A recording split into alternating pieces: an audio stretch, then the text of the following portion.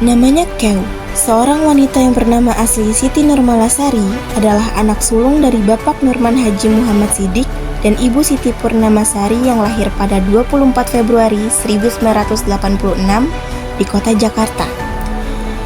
Ia anak keempat dari 6 bersaudara.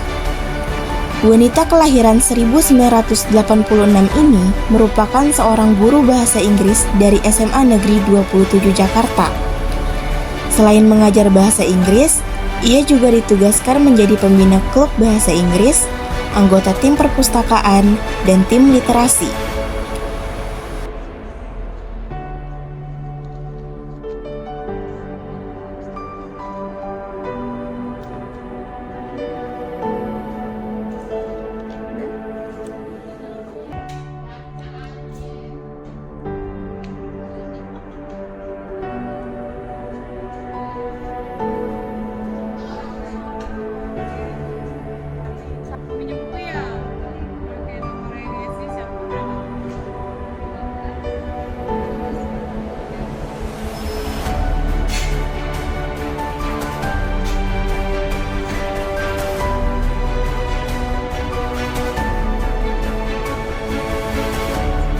Beliau mempunyai hobi membaca buku, terutama buku filosofi.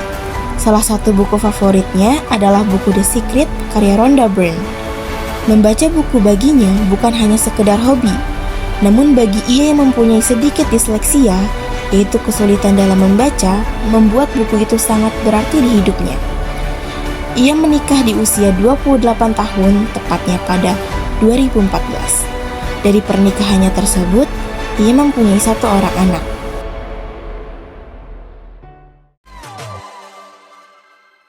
Jadi saya bisa apa ya? Nah, bisa di sini berarti kayak saya tahu skill saya mau apakan ya. Walaupun kayak misalnya saya misalnya cuma bisa bahasa Inggris gitu ya kan. Oh ya udah berarti saya bisa bahasa Inggris. Nanti saya punya apa ya? Oh ya saya punya nanti profesinya jadi guru gitu ya, atau jadi mengajar dengan kemampuan saya bisanya gitu. Nanti saya punya apa ya? Ya punya itu ya yang saya inginin ya, kehidupan yang lebih baik lah kayak gitu, yang lebih nyaman kayak gitu, yang pastinya tangan kita nanti bisa di atas gitu loh, nggak di bawah kayak gitu, dan bisa ngebanggain orang tua kayak gitu. Kita ini magnet, alam semesta ini bendanya. Sekarang kita sudah bersama dengan narasumber kita kali ini, yaitu Ibu Siti Nurmalasari. Halo Ibu, apa kabar Ibu? Baik. Alhamdulillah baik ya. Terima kasih Ibu sudah meluangkan waktunya untuk kita wawancarai, sudah berkenan untuk hadir dalam sesi wawancara kali ini. Ayo, sama-sama. Jadi ada beberapa pertanyaan yang ingin saya sampaikan ke Ibu. Jadi yang pertama adalah bagaimana kehidupan semasa kecil seorang Ibu Siti Nurmalasari? Mau langsung jawab nih. Iya. Oke, baik Kak. Semasa kecil ya. Kalau masa kecil saya itu nggak terlalu menarik ya. Soalnya saya lebih introvert orangnya. Oh iya. Soalnya kalau temen itu agak minimalis, kalau nggak nyaman ya udah nggak mau main gitu. Yang penting saya punya mainan banyak di rumah. Gitu. Terus ya sehariannya karena saya terschedule ya. Pulang sekolah harus les, terus ngaji, terus belajar, tidur. Terus kalau misalnya ada waktu main itu paling di hari Sabtu atau Minggu gitu aja. Baik. Dan itu main tuh nggak lama, cukup sejam atau 2 jam. Itu udah dipanggil, nanti ya udah seperti itu. Ya itu rutinitas seperti itu ya. Terus ya kalau sama temen, kalau misalnya temennya itu udah nggak baik ya udah saya agak minimalis aja untuk berteman kayak gitu. Jadi saya ngerasa ya kalau yang nyaman ya saya temenin, kalau nggak nyaman ya udah. Baik. Jadi masa kecil Ibu cukup ketat ya Bu, cukup disiplin. Ya enggak sih, karena saya orangnya emang selektif di Oh sana iya, ya. selektif Aja waktu kecil ya, waktu SD ya. Itu SD nggak terlalu memikirkan harus banyak teman, harus banyak main, enggak. Yang penting saya nyaman. Soalnya di rumah udah rame, udah ada kakak. Soalnya jadi main di rumah tuh udah cukup gitu. Kalau di luar nggak terlalu kan. Lingkungannya juga ya, mainnya juga ya cuma sama temen-temennya ya samping rumah aja gitu. Nggak banyak lah temen gitu. Jadi Ibu cukup selektif dalam memilih teman ya Ibu. Iya, di masa kecil. Jadi nggak terlalu banyak punya teman, tapi di rumah udah rame karena di rumah udah rame. Itu soalnya kan 6 bersaudara ya. Jadi cuma ada saya gitu cewek paling sendiri, soalnya yang kakak-kakak semua adik itu cowok semua. Jadi kalau di rumah ya udah rame ya main beranteman kayak gitu ya kan. Jadi dari kecil tuh udah senang main berantem. Jadi kalau di luar kalau udah diledekin atau ya udah berantem kayak gitu. Jadi ya sedikit temennya ya, selektif soalnya. Oke. Jadi kalau udah rese ya hajar gitu. Oke, oke. Kayak gitu ya, itu kecil ya, Iya. tomboy gitu. Jadi waktunya emang dari berangkat sekolah, siang udah di schedulein les, dari les kita udah istirahat sebentar, harus tidur siang. Kalau nggak tidur siang tuh pintu semua dikunci, nggak bisa keluar kita. Senakal-nakalnya kita tuh bisa keluar dan pakai jendela dibuka ya, tetap aja tetapnya dijaga di luar kayak gitu. Itu emang disiplin dari kecil Iya. sudah disiplin itu dari SD ya. SD itu jadi waktunya kita tuh emang udah di schedulein yang harus nurut gitu. Kalau nggak nurut ya hukumannya ya kena pukul Iya. gitu. Pokoknya harus kalau nggak nurut dipukul Oke. gitu. Berarti didikan dari Kecil ya. orang tua disiplin ya, Iya. Ibu ya. Tapi apakah menjadi guru itu merupakan pilihan semasa kecil atau mungkin ada cita-cita yang lain? Kalau waktu kecil tuh suka main berantem-beranteman ya. Tadi mau jadinya polisi, polwan. Awalnya tuh pengen jadi polwan.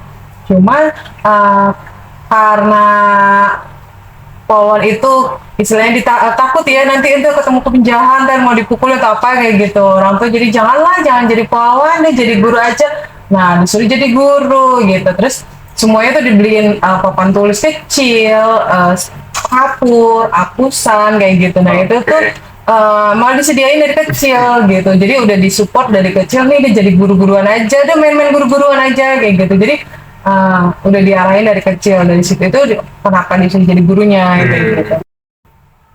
Jadi guru sendiri itu emang pilihan ibu semasa kecil atau ada dorongan dari orang tua kah? Atau emang pure keinginan ibu? Kalau jadi guru itu pengenannya itu bukan dari kecil ya, tapi pas udah lulus SMA itu mau milih kuliahnya nanti mau kemana gitu. Oke. Itu kalau mau jadi gurunya ya. Tapi kalau misalnya dari kecil gitu pengennya sih polwan, pengennya tuh nangkepin penjahat kayak gitu ya, ngejar penjahat kayak gitu. Karena dari kecil tuh seneng Iya. banget namanya main beranteman karena kakak-kakak adik itu semua cowok kayak gitu. Nah itu kalau dari kecil ya, cuma karena didoktrinnya suruh jadi guru dari kecil tuh udah disiapin papan tulis, bukan spidol tapi kapur dulu, Iya. zamannya pakai kapur, pusana itu disediain tuh. Nah jadi dari situ tuh malah kalau suruh mainnya guru-guruan aja mainnya. Jadi setiap pulang les saya itu suruh ngajarin adek, adek nanti suruh cari temannya Oh, juga. iya. Jadi sudah mulai jadi guru itu dari kecil ya, itu disuruh jadi guru. Kalau misalnya pelajaran apa dari les suruh diajarin lagi ke adeknya kayak gitu. Nah itu dari kecil ya. Cuman pas tapi pengen jadi guru itu ya pas kuliah ya, masih kuliah, pas SMA lah mau Iya. nentuin kuliah kemana. Dia tuh bilang gini, maunya jadi apa? Tadi maunya masuknya tuh ekonomi, kalau nggak matematika waktu itu. Cuman balik lagi orang tua ngasih pertanyaan, kalau misalnya nanti lulus gampangan mana nih enaknya? Iya.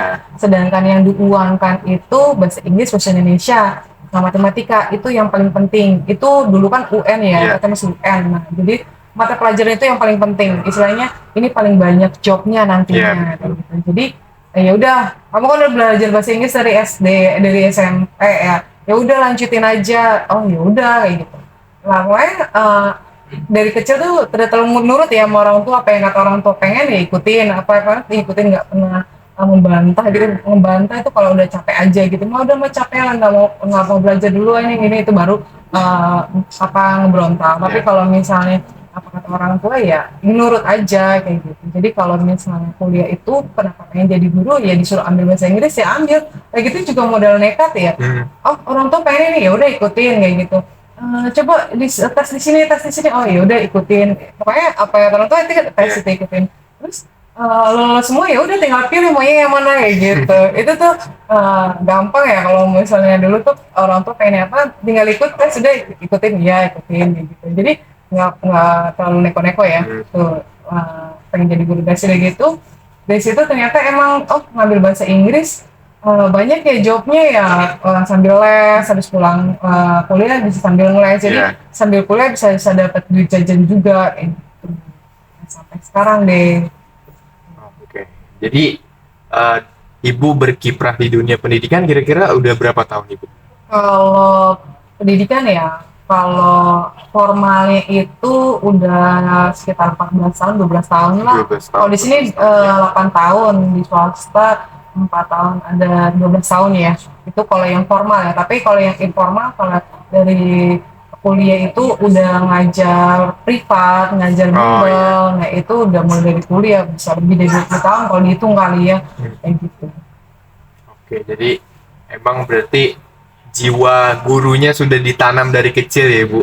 Iya. Karena disuruh sama orang tua ngajarin adik, gitu ya Bu ya? Iya, soalnya mungkin karena orang tua saya juga dari pendidikan ya, dari guru gitu. Oh iya. Jadi backgroundnya kenapa jadi guru itu gampang, mungkin ada silsilah lah istilahnya ya, genetiknya ini guru, makanya jadi guru gampang banget sih jadi guru ya. Mungkin karena silsilah genetiknya dari kakek, nenek gitu, kiri kanan itu, jadi mama bapak itu ya awalnya dari pendidikan juga kayak gitu, sampai istilahnya dari keluarga bapak itu juga punya yayasan, dari keluarga mama juga punya yayasan, jadi sama-sama emang dari jalurnya itu kita pendidikan. Berarti emang dari silsilah keluarga Ibu emang berkiprah di dunia pendidikan ya Bu? Terus apakah ada momen-momen yang menurut Ibu paling berkesan selama Ibu ngajar? Kan Ibu ngajar sudah mungkin lebih dari 20 tahun ya, kalau dihitung dari semasa Ibu kuliah sampai saat ini Ibu sudah ngajar kurang lebih 20 tahun lah ya mungkin ya Bu ya? Iya, bisa jadi. Ada momen-momen berkesan apa selama Ibu mengajar?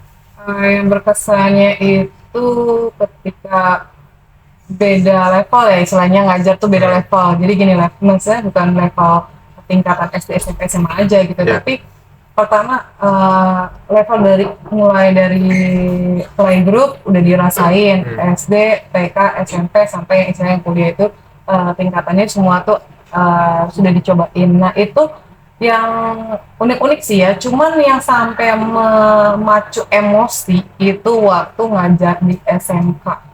Itu waktu itu satu kelas itu isinya 50 orang. Itu saya sampai istilahnya ngeluarin emosi, sampai ngelempar spidol, lempar napusan, lempar buku. Itu tuh ngajarin anak yang emang super banget gitu ngeyelnya kayak gitu, nggak cuma berisik tapi nggak mau dengerin kayak gitu. Nah itu dari jauh tuh udah yang ngeluarin emosi gitu. Nah itu tuh sehari itu pertama tuh abis deh suara buat teriak-teriak. Hari kedua masih dipaksain untuk pakai suaranya tuh yang serak-serak kayak gitu. Hari ketiga ngajar lagi di kelas yang sama itu pakai isyarat. Nah, udah pakai getok-getok, pakai penggaris, pokoknya itu tuh yang paling berkesan ya. Kenapa? Soalnya ngajarin di sini mikirnya gini, aduh kita tadi kan dari bimbel ya, namanya dari bimbel langsung ke SMA itu nggak gampang gitu. Kalau bimbel kan anak-anak kayak emang pengen belajar. Jadi kita ngajarinnya triknya aja, terus udah gitu gimana ngebahas soal kayak gitu tuh kalau di bimbel, terus teknik-tekniknya apa aja, apa sih inti-intinya, nah gitu. Anak-anak itu udah emang terpacu untuk mau belajar. Pas mengajar SMK itu anak-anak di situ istilahnya yang pengen butuh ijazah doang deh. Di sini cuma absen, istilah gue pengen butuh ijazah kayak gitu. Nah di situ itu yang paling susah, gimana anak itu mau minatnya itu mau belajar, dan sampai istilahnya tuh anak-anak tuh ngerusung, mancing emosi. Nah itu awal-awal yang emang pertama kali ngerasain ternyata jadi guru di formalnya di sekolah itu nggak gampang ya gitu. Sebelum ke 27 ya, itu di swasta dulu itu nguji nyali. Nah, itu sampai 3 hari awal itu udah suara sampai hilang, udah sampai ngeluarin emosi, udah sampai semua lah kayak gitu loh, kalau mau berantem lah di luar ya gitu. Itu sampai ngajakin emosi pengen berantem aja gitu kalau karena nggak didengerin kayak gitu. Nah ternyata anak ini tuh emang bukannya pengen cari ilmu, tapi cari nyaman aja dulu di sekolah. Udah itu cari permasalahannya, kenapa sih nih anak nih, kenapa. Akhirnya kita nongkrong bareng nih, waktu itu saya belum nikah ya. Karena itu belum nikah, kita nongkrong bareng, ngopi-ngopi gitu lah, istilahnya ngobrol apa segala macam, cari informasi nih tentang anak ini kayak gimana, terus tentang si A si B kayak gimana, Sampai itu saya tuh suka keliling-keliling daerah situ, atau daerahnya daerah Tanah Abang, daerah Grogol, tau sendiri ya iya. kan, daerah-daerah yang istilahnya yang narkoba ya Iya. kan, terus PSK apa segala macam. Dari situ, kaget banget, gila, lewat jalur situ ya ada yang lagi, ya pokoknya ada transaksi apa, nah itu tuh modal nekat aja, waktu itu belum belum nikah ya, masih di gadis lah gitu ya kan. Jadi tuh hobinya emang kalau misalnya free pasti saya jalan-jalan muter-muter lah kayak gitu, nyari-nyari jalan ataupun nyari-nyari alasan lagi gitu ya kan, buat tahu nih anak nih sebenarnya di nongkrongnya Iya. di mana. Itu terkejut banget, ternyata anak-anak di sini tuh kehidupannya miris banget gitu ya kan, sampai istilahnya ada yang jual narkoba, ada yang harus maling, ada yang harus jual diri, itu yang sampai Oh, iya. parahnya. Itu tuh yang masih ngeliat informasi, oh my god, shock banget gitu. Iya. Pertama shock, gue ngajar di sekolah kayak gini gitu ya, istilahnya itu bikin yang ini gimana ceritanya. Iya, iya. Istilahnya kehidupan di sekolah itu ya flat aja, nggak nakal, nggak macem-macem kayak gitu ya kan, dan mulus aja lah gitu ya kan, mulus gitu hidupnya tuh, istilah mulus, nggak ada trik-trik apa segala. Pas ngajar, pas jadi guru, gila, di luar sana kehidupannya tuh ternyata ngeri banget ya. Iya. Mereka tuh kenapa harus jadi kayak gini, sana gitu. Akhirnya ngobrol, kita ternyata mereka kehidupannya tuh emang miris banget kayak gitu. Dan di situ kaget, pertama sadar buat diri sendiri, kita banyak bersyukur ya. Kalau misalnya di luar sana mungkin banyak yang kurang beruntung dibandingin kita. Iya. Nah seperti gitu, mereka sekolah tuh cuma istilahnya ngajar ijazah atau luangkan waktu kayak gitu, karena dia nanti malam atau sore dia udah jualan lagi kayak gitu. Nah, itu yang bikin shock, mereka di sekolah yang tidur lah, yang ada ngobrol lah, ada yang dandal lah, namanya sekolah swasta lah gitu. Itu yang bikin berkesan di sekolah itu yang swasta itu. Pas di 27 ya, karena udah ngerasain yang istilahnya keras banget, di 27 nggak terlalu parah ya, paling ternyata anak ini karakternya kayak gini, kayak gini, jadi lebih kayak main karakter terus untuk ngajar gitu. Berarti bisa dibilang ibu udah lumayan berpengalaman dengan menghadapi anak-anak yang mungkin dari lingkungannya sudah keras. Jadi ibu sudah terbiasa menghadapi itu semua ya, Bu ya. Iya. Tapi setelah mendengar cerita ibu tadi, kan ibu sudah cukup berpengalaman ya menghadapi anak-anak yang terbilang keras karena lingkungan juga ya, Bu ya. Iya. Tapi apakah ada kesulitan atau hambatan selama ibu mengajar? Iya, kesulitan hambatan tuh pasti ada ya. Anak itu kan mau belajar itu mut-mutan gitu, jadi kita harus tahu dulu nih kenapa nih dia nih nggak mau belajar, nih kenapa nih anak nih nggak malas. Nah, mindsetnya dulu sih kita rubah gitu ya. Pertama, mindset dulu. Kalau orang mikirnya kan bahasa Inggris susah nih kayak gitu, nah itu kita rubah dulu mindsetnya, jangan sampai dia ngerasa kebebani untuk belajar bahasa Inggris kayak gitu. Jadi ya mindsetnya ya kita rubah gitu. Bikin nyaman dulu, terus ajak mindset ini untuk bisa ngeblur deh gimana sih kalau belajar bahasa Inggris itu nggak sesusah yang orang bayangin kayak gitu. Apalagi kalau berpikir itu kan pelajaran bahasa asing, orang ngapain, kita kan orang Indonesia, itu paling nyebelin di situ tuh. Nah udah kalau kayak gitu, emang zaman dulu itu orang mikir mau perang itu kan bahasa orang, kita harus dipelajarin, kan enggak gitu. Harus mikir mereka tuh bisa komunikasi itu gimana caranya kayak gitu. Itu kan ubah dulu mindsetnya anak-anak itu dulu, dan gitu cari permasalahannya ini apa sih, dia kenapa sih kayak gitu. Itu yang kalau misalnya anak ini bermasalah dalam belajar ya. Terus ya sama ini ya, pas perubahan modul ya, itu yang paling susah untuk ngimbangin. Waduh, ini modul ini pertama kayak K13 harus udah gitu, kurikulum merdeka kayak gitu, itu kan sudah ngerubah teknik-teknik pembelajarannya. Nah itu yang agak sulit. Ini cocok gak ya buat anak yang ini cocok gak ya buat ngajarin anak ini zaman sekarang. Nah soalnya tiap tahun itu pasti anak-anak kan punya karakter beda-beda, terus punya pemikirannya beda-beda kayak gitu, ketertarikannya beda-beda. Jadi kadang-kadang ini bagus sih kalau teknik pengajarannya di sini gitu. Ini bagus sih untuk kurikulum merdeka dipakai di sini nih. Kurikulum K13 bagus nih di kelas ini kayak gitu. Jadi tergantung tipe anak-anaknya itu sendiri. Tiap kelas itu punya keunikan kelas masing-masing, punya keunikan personalnya tuh beda-beda enak, yang istilahnya nanti nih mempengaruhi teknik belajar mereka nantinya harus gimana. Setelah membahas tadi mungkin kesulitan dan tantangan yang mungkin Miss Mala hadapi ya. Selanjutnya pendidikan di Indonesia menurut Ibu Mala sendiri bagaimana? Kalau pendidikan sebenarnya jauh lebih enak ya di zamannya Miss Mala. Kalau sekarang ya di zaman Miss Mala dulu istilahnya ilmu itu mahal. Itu dulu kita ada semboyan ilmu itu mahal. Makanya kalau misalnya dulu istilahnya jadi joki, Miss Mala udah jadi joki dari masa sekolah. Kenapa? Karena mikirnya dulu les mahal bayarnya, sekolah bayar mahal, buku-buku mahal gitu. Pokoknya dulu di prinsipnya adalah ilmu itu mahal. Kalau sekarang kan ilmu untuk nyari ilmu tuh gampang ya. Betul. Udah internet gampang diaksesnya, sudah gitu sekolah gratis gitu. Untuk yang sekarang untuk Indonesia kayaknya kenapa enggak sih istilah dikembangin gitu ya. Misalnya dulu Miss Mala pengen cari hal-hal yang menarik itu harus pergi ke Gramedia. Nah, sudah gitu nyari internet itu nggak segampang sekarang yang cari informasi ya. Nah, ya untuk pendidikannya sekarang kenapa nggak diimprove sih? Kenapa nggak kita itu lebih kritis gitu? Orang dulu tuh lebih kritis, kenapa sekarang tuh udah difasilitasi nggak kritis itu? Jadi untuk sekarang kalau Miss Mala ya berpikir kenapa anak-anak sekarang tuh terlalu manja gitu istilahnya. Halo, kalian tuh udah enak, kenapa nggak banyak bersyukur, melek deh gitu. Kalian udah ada fasilitasnya semuanya. Coba tanya orang tua kalian dulu gimana bisa belajar gitu ya, gimana bisa mengakses ilmu, gampang nggak, murah nggak kayak gitu. Kalau sekarang ilmu itu murah, kenapa nggak istilahnya mikirnya kritis, gue mau jadi apa ya, gue bisa apa ya, nanti gue punya apa ya kayak gitu.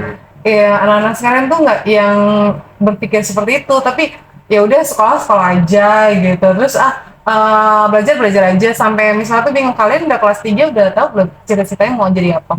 Itu mereka tuh ditanyain jarang yang punya cita-cita gitu, sedangkan kita dulu tuh kita udah ditanyain cita-cita tuh dari TK, dari SD gitu, udah tahu cita-cita kita mau ngarahnya mau kemana kayak gitu, udah dikonsepin dari kecil. Tapi kalau sekarang dia terlalu muda, terlena gitu ya, lupa mau jadi apa ya nantinya gitu, mau bisa apa ya, terus nanti punya apa ya, itu tuh belum terpikir, belum termindset gitu sama anak-anak sekarang karena terlalu muda kali ya untuk pendidikan yang mudah diakses sekarang gitu. Tapi apa ada solusi yang tepat menurut Ibu untuk menghadapi masalah yang sekarang ini? Nah itu dia balik lagi ya, solusinya ya antara orang tua sama anak sama guru itu harus komunikasi. Kenapa? Kalau misalnya nggak ada komunikasi, istilahnya nggak ada arahan, anak ini kan istilah kayak kertas saja. Kalau misalnya kertas ini nggak tahu mau ditulis apa, sia-sia ya kertasnya, walaupun bagus, mahal atau cakep gitu ya. Tapi kalau misalnya kertasnya jelek, tapi tahu mau diisi apa, itu kertas jadi impian, nanti jadi doa gitu. Jadi nanti realitanya tuh ada gitu. Sama aja kalau kayak kita kalau banyak doa, istilahnya pasti kan Allah akan dengar kan ya, malaikat kiri kanan bakal nyatat ya. Ya sama kalau misalnya itu buku gak pernah dicatat, mau apain yang disampaikan, apa yang didoain kayak gitu. Jadi ya satu, kalau misalnya pengen jadi apa seseorang itu, balik lagi kalau dia punya orang tua, komunikasilah sama anak. Kalau punya guru, bicaralah sama gurunya. Kenapa? Untuk penjembatan anak ini nanti mau jadi apa nih? Kalau misalnya nggak punya semuanya, balik lagi, oh iya saya nggak punya orang tua, nggak punya guru atau nggak punya teman yang untuk mengkomunikasikan saya nanti mau jadi apa ya, pengen apa gitu ya. Ya jadikanlah kertas itu untuk komunikasi kamu sama Tuhan. Intinya ada hal yang harus disampaikan buat diri kita sendiri. Karena apa? Ya nantinya yang menentukan diri kita jadi apa ya diri kita dulu. Berarti mungkin solusinya adalah komunikasi ya Ibu ya? Komunikasi antara orang tua, anak, dan guru. Jadi solusinya adalah yang digencarkan parentingnya ya.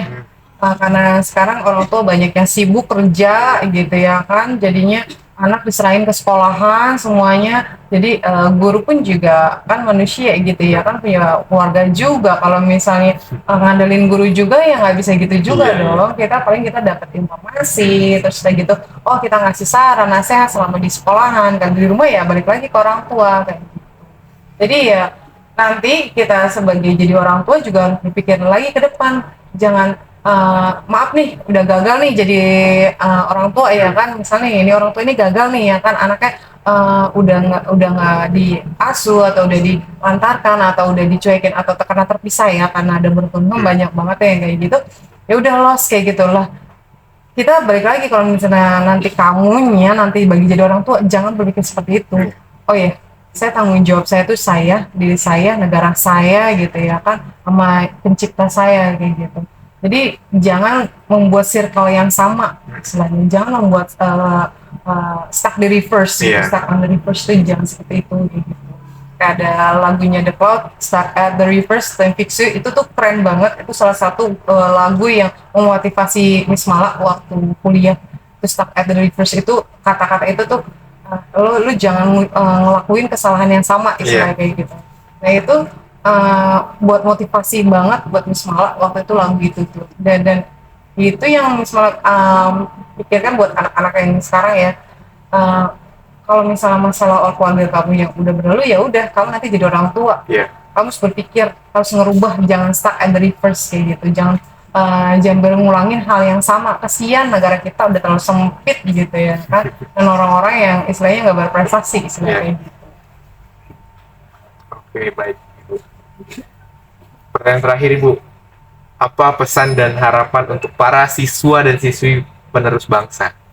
Harapannya ya mindsetnya lah, sekarang kita harus melek, udah gampang istilahnya. Kalau dulu pendidikan itu mahal, sekarang pendidikan itu murah, tapi jangan jadi murah itu disepelekan. Kalau kita senang membranded tapi kita lupa kalau yang murah itu lebih berharga sebenarnya. Kayak misalnya ngirup udara aja itu kan murah ya kan, nggak bayar. Itu berharga banget kan. Nah sekarang pendidikan yang murah ini yang berharga banget sebenarnya, itu tuh memacu kita harusnya mikir banyak di pola mindsetnya, dipikirin lagi. Oh iya semua udah ada ya, tapi saya belum tahu sih jadi apa ya gitu. Saya udah jadi apa ya nantinya gitu. Jangan sampai nanti kalian bersaing sama mesin sama robot dan kalian nggak jadi apa-apa kayak gitu. Sedangkan kalian itu kedepannya itu nanti tuh bersaingnya sama robot ya kan, udah sama teknologi ya kan. Tapi kalau kamu dari hal-hal yang murah udah didapetin nggak dimanfaatin aja, nggak dimaksimalin kayak gitu, itu yang nanti bakal nyesel buat seumur hidup kamu. Jadi pesannya ya kamu harus mikir, saya jadi apa ya, saya punya apa ya, terus saya mau apa ya kayak gitu. Itu harus yang dipikirin gitu, yang harus udah punya mindset. Oh iya, saya bisa apa ya? Kalau saya bisa masak, mungkin saya bakal belajar tentang kuliner lebih handal lagi gitu. Oh ya, kalau saya bisa komuter, nanti punya apa ya dari hasil kemampuan saya ya? Apa saya jadi hacker ya gitu? Apa saya jadi nanti IT hebat kayak gitu? Atau saya jadi nanti programmer kayak gitu? Ya harus mikir gitu. Jadi saya bisa apa ya?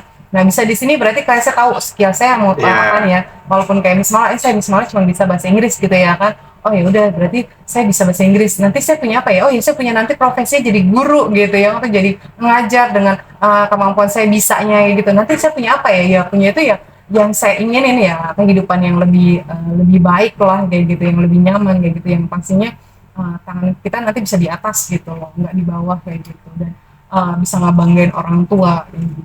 Itu yang paling penting. Jadi saya bisa apa, punya apa, terus pengen apa ya kayak gitu. Jadi itu yang harus dipikirin. Oh ya nanti saya bisanya apa nih, itu yang harus jadi motivasi buat kita. Terus punya apa nih gitu ya kan, yang itu nanti jadi skill kita nanti untuk mendorong kita jadi profesi apa, nanti punya apa atau pengennya apa, itu nanti jadi pendukung kita buat hidup kita. Oh jadi bermakna, oh ini hasil saya ya, oh ini kemampuan saya gitu. Jadi harus dikenali dari diri sendiri dulu ya. Iya, bisa Kira-kira, apa, mau apa kayak gitu. Kira-kira apa core skillnya yang dipunya? Ya pokoknya 3 kata itu deh yang paling harus diingat ya.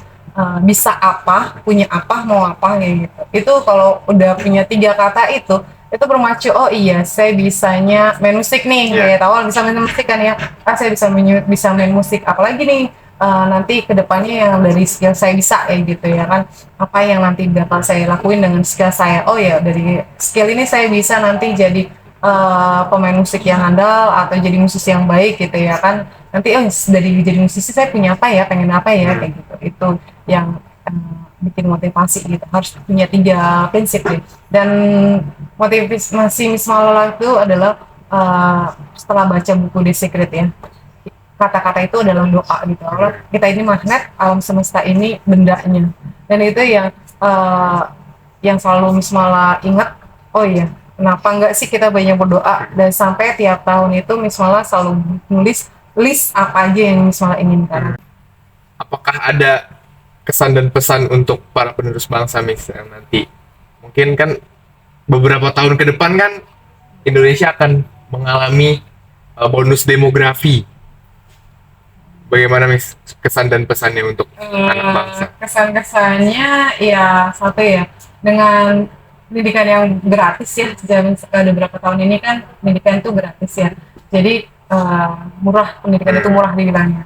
Kalau dulu pendidikan itu mahal, kita harus belajar tuh harus bayar gitu ya, karena dengan kata gratis di sini berarti kamu jangan menyepelekan, tapi gimana untuk bisa termotivasi, wah dengan fasilitas yang ada gitu kan, aksesnya udah gampang sekarang, pemerintahan sudah memberikan akses yang semuanya tuh mudah lah dicapai gitu ya.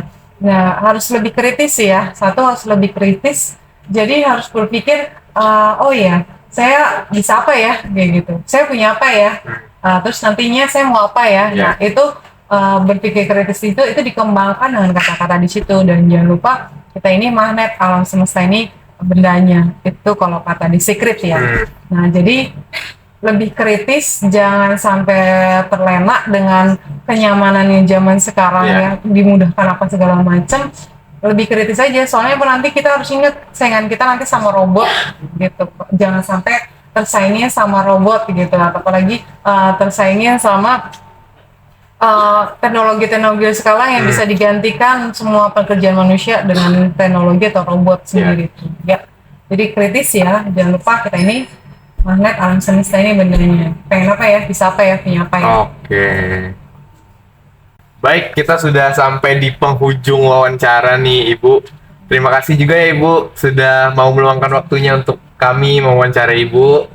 Dan terima kasih juga untuk kalian yang sudah menonton wawancara ini. Kurang lebihnya mohon maaf, apabila ada kesalahan dalam penyampaian mohon dimaafkan. Terima kasih ya Ibu sekali lagi. Iya, sukses ya buat semuanya. Sukses juga ya Ibu. Iya, sama-sama.